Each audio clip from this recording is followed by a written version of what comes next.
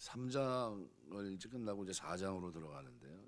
우리 3장에서 하나님의 자녀답게 살기 위해서 3장 1절에서 9절은 죄를 짓지 말아라. 또 10절에서 16절까지는 죄를 짓지 말아야 될 뿐만 아니라 서로 사랑해야 된다. 서로 사랑해야 된다는 것을 구체적으로 사랑의 원리를 3장 10절에서 16절까지, 사랑의 실천 16절에서 17절, 그리고 사랑의 축복, 사랑을 했을 경우 어떤 은혜가 있는지, 그래서 사랑의 원리에 따라 구체적으로 궁핍한 형제들에게 사랑을 실천할 때 어떤 축복이 있는가. 첫 번째는 우리가 진리에 속해 있다는 확신을 갖게 되고, 두 번째는 우리 마음이 주 앞에서 굳세게 되고, 세 번째는 우리 마음에 책망을 받지 않고, 네 번째는 우리가 하나님 앞에 담대함을 갖게 되고, 다섯 번째는 우리가 하나님께 구하는 것을 응답받게 되고, 여섯 번째는 우리가 주 안에 거하고 주님이 우리 안에 거하시는 것을 알게 되고, 일곱 번째는 우리에게 주신 성령. 이렇게 해서 7가지의 엄청난 축복을 기록해 놓고 있습니다. 사도 요한은 이렇게 신앙생활을 잘하는 한 모양만 설명하는 것이 아니라 잘못된 신앙의 형태를 바로잡지 않으면 안 될 필요성을 갖고 있었습니다. 그런 이유 때문에 오늘 본문에 보면 영들을 다 믿지 말라 이렇게 충고합니다. 제일 먼저 중요한 것은 사랑하는 자들아 영들을 다 믿지 말고 오직 영들이 하나님께 속하였나 분별하라. 몇 가지 흥미로운 사실을 발견할 수 있는데, 사랑하는 자들아 라는 이 용어는 4번째 나옵니다, 요한일서에서. 하지만 중요한 내용을 가르칠 때 부른 칭호입니다. 똑같습니다. 사랑하는 자들아 라는 칭호는 아주 마음에 잘 새겨야 된다 뿐만 아니라 순종하지 않으면 안 되는 명령을 포함시키고 있는 겁니다. 그래서 이 명령은 한마디로 영을 다 믿지 말라는 거예요. 사랑하는 자들아 영들을 다 믿지 말아라. 믿지 말라는 이 소극적인 명령은 믿으라는 적극적인 명령 못지않게 중요한데, 이유는 사도 요한은 믿으라는 명령과 믿지 말라는 이 명령을 동시에 사용하지 않았을 겁니다.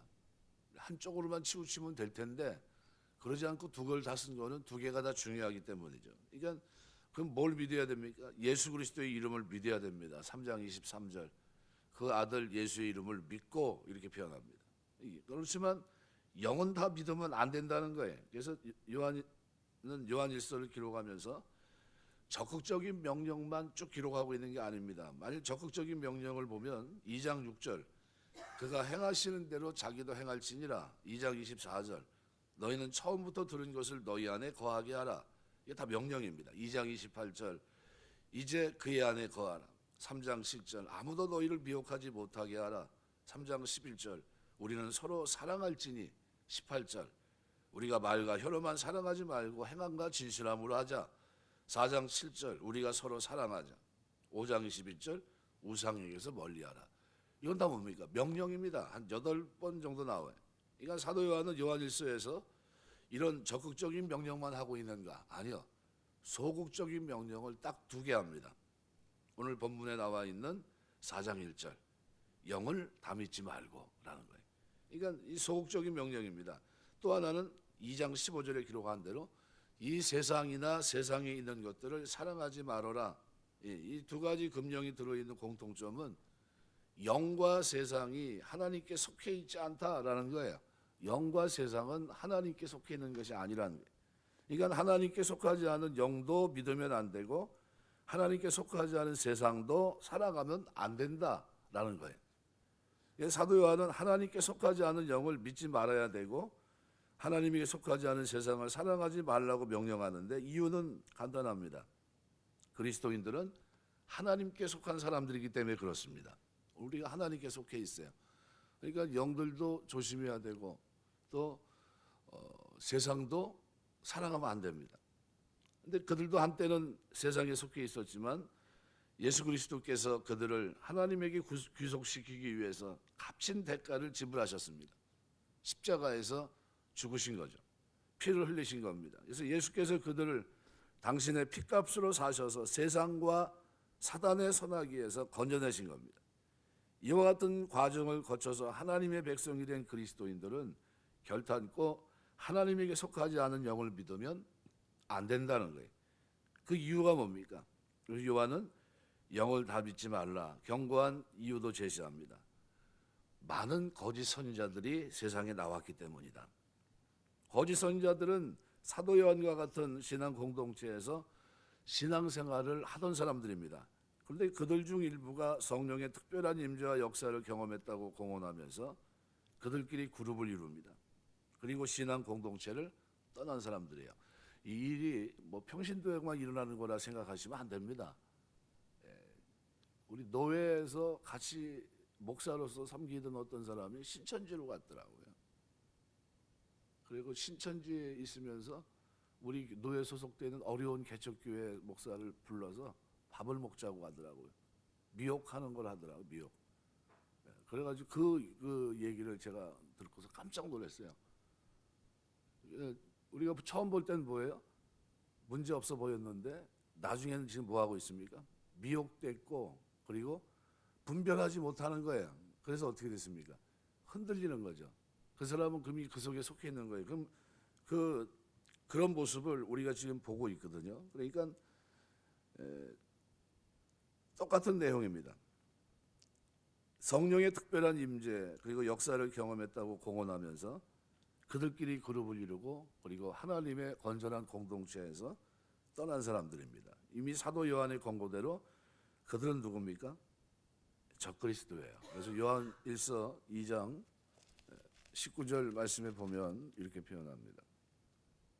그들이 우리에게서 나갔으나 우리에게 속하지 아니하였나니 만일 우리에게 속하였더라면 우리와 함께 거하였으려니와 그들이 나간 것은 다 우리에게 속하지 아니함을 나타내려 함이니라.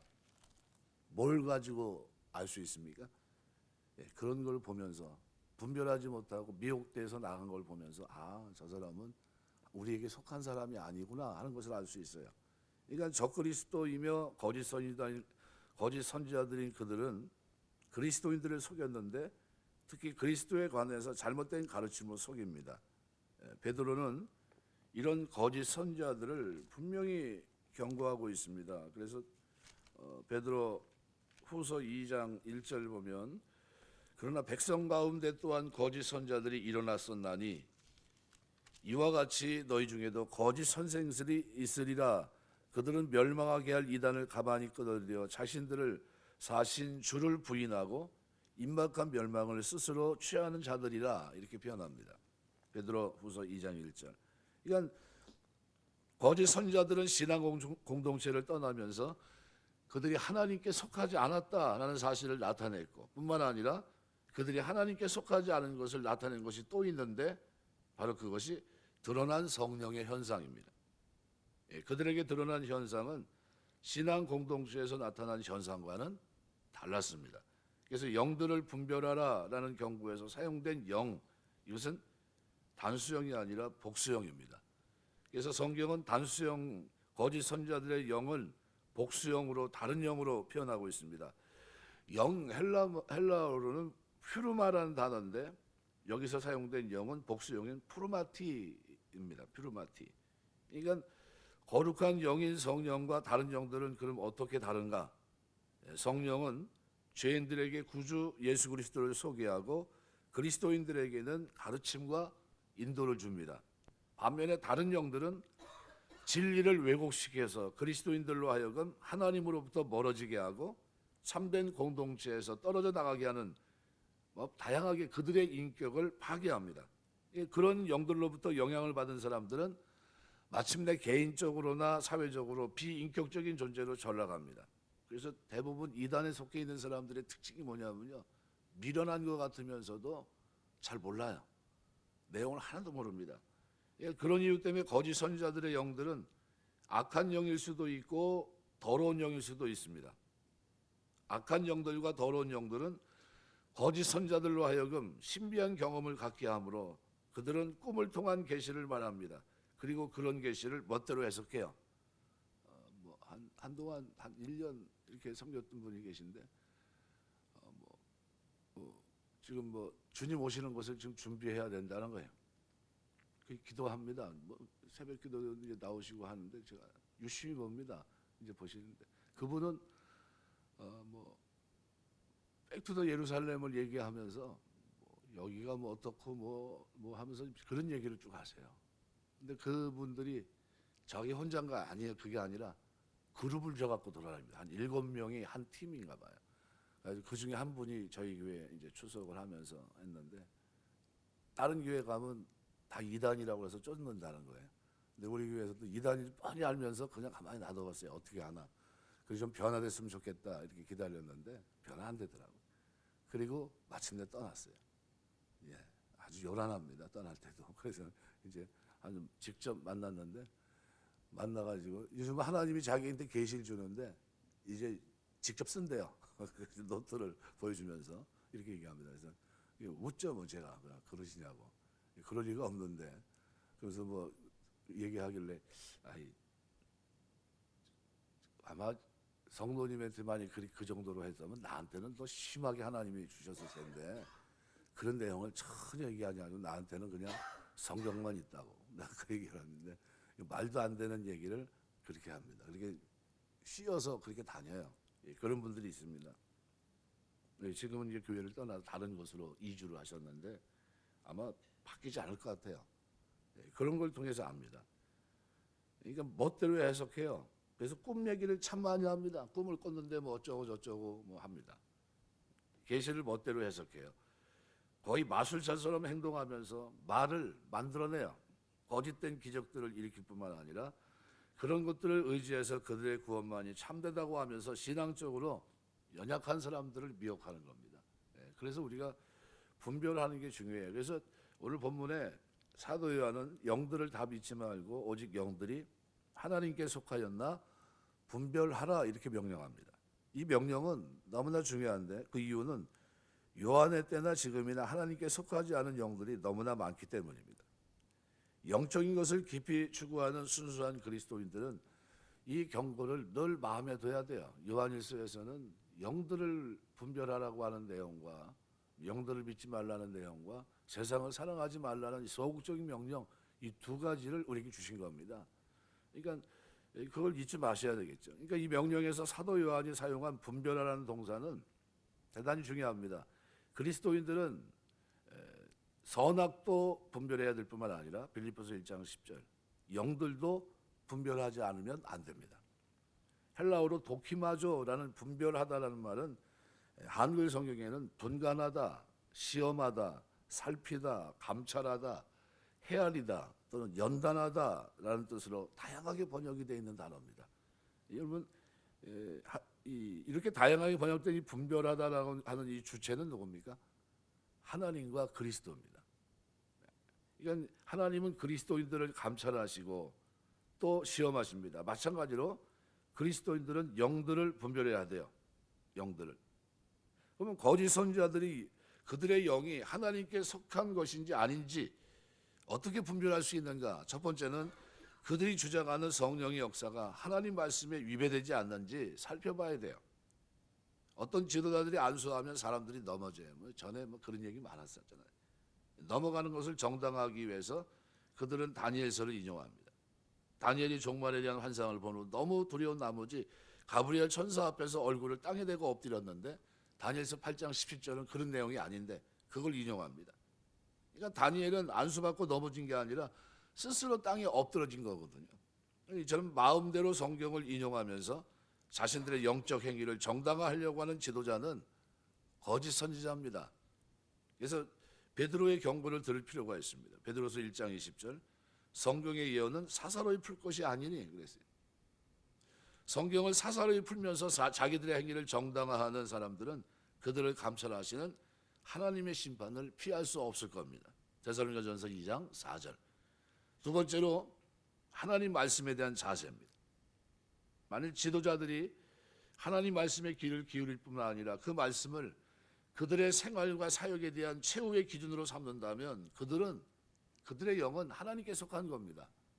그런데 그게 아니라 하나님 말씀보다도 그들의 경험이나 그들의 영적 능력을 더 중요시 여긴다면 그것은 십중팔구 그들의 영은 하나님에게 속하지 아니하는 거예요.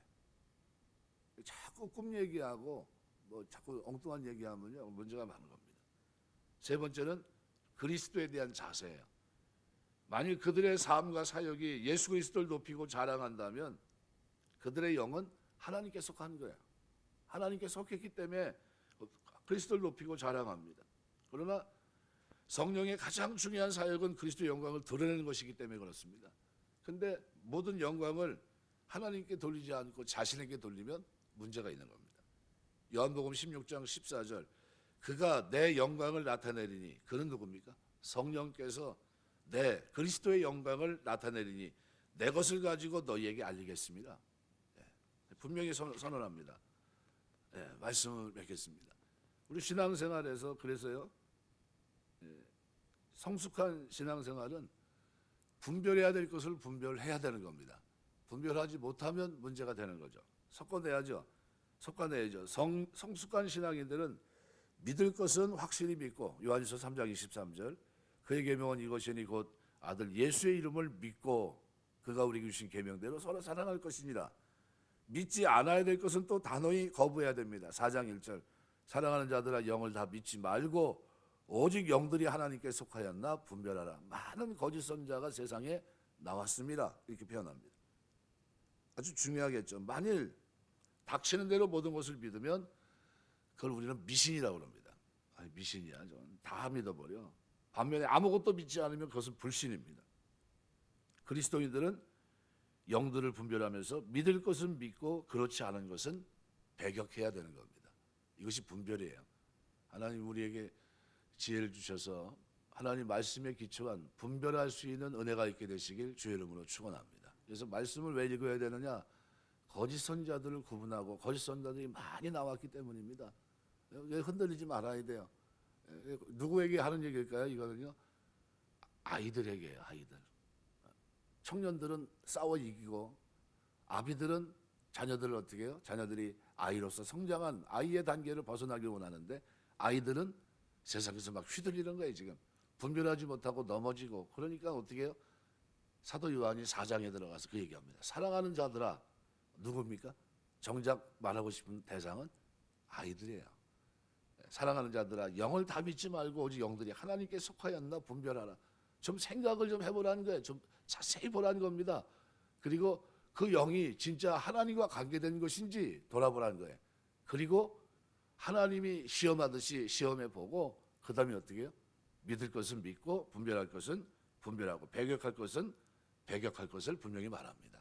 우리 신앙생활에 이것이 우리 속에 있어서 흔들림 없이 변함없이 하나님을 사랑하고 섬기며 사는 동안에 하나님 영광에 귀하게 쓰임받는 삶이 되시길 주의 이름으로 축원합니다. 기도하겠습니다.